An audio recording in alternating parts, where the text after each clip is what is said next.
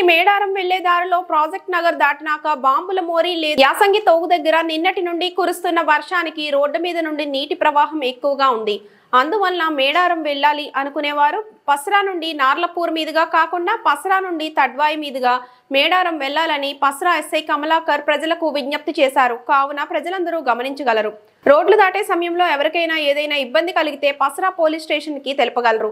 Police station numbers 8712670085, 8712670986 లేదా dial 100 కి call చేయగలరు.